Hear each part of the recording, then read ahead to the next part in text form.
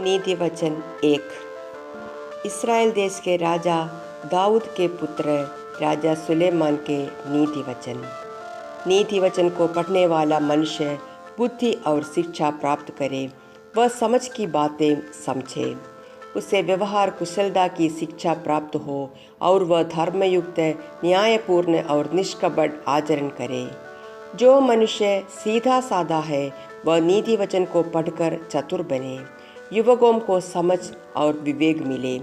बुद्धिमान भी इन वचनों को सुने और वह अपनी विद्या को बढ़ाए। समझदार व्यक्ति जीवन रूपी नौका को खेने की कुशलता प्राप्त करे।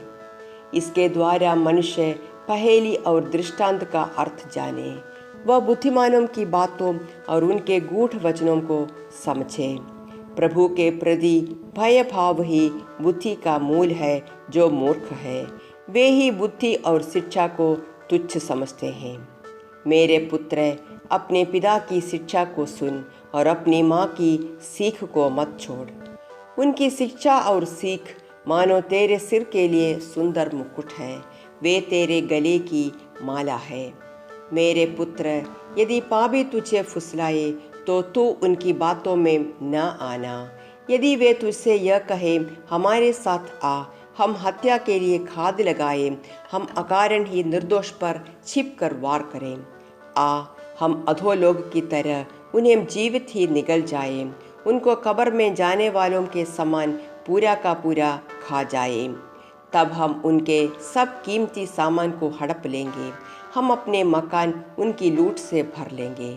तू हमारे झुंड में सम्मिलित हो जा, हम सबका एक ही बटुआ होगा। मेरे पुत्र, तू उन दुर्जनों के मार्ग पर मत चलना, बल्कि उनकी गली में पैर भी मत रखना। वे दुष्कर्म करने को दौड़ते हैं, वे हत्या करने को शीघ्रता करते हैं। जब पक्षी देख रहा हो तब जाल बिछाने से क्या लाभ। दुर्जन अपने ही हत्या के लिए खाद लगाते हैं, वे मानो अपने ही प्राण लेने के लिए छिपकर बैठते हैं। हिंसक लोभियों का आचरण ऐसा ही होता है, पर उनका लोभ ही उनकी मृत्यु का कारण बनता है। बुद्धि सड़क पर पुकार रही है, चौराहे पर उसकी आवाज़ गूंज रही है।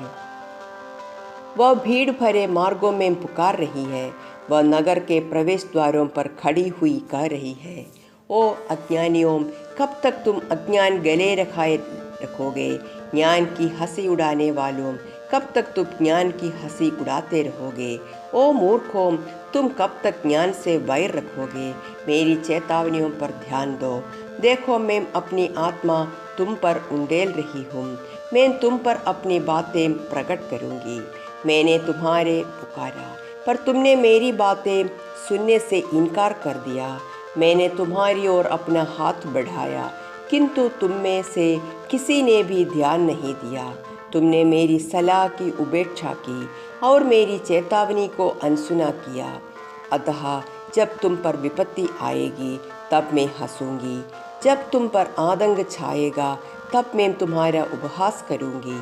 जब तूफान के समान आतंक तुम पर छा जाएगा, बवंडर के सदृश विपत्ति तुम पर टूट पड़ेगी, तुम दुख और संकट के जाल में फंस जाओगे, तब मैं तुम्हारा मजाक उड़ाऊंगी। तुम मुझे पुकारोगे, पर मैं तुम्हें उत्तर नहीं दूंगी।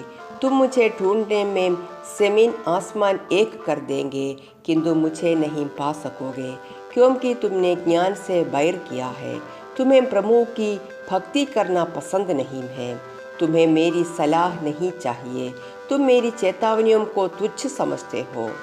अतः तुम अपनी करने का फल स्वयं भोगोगे।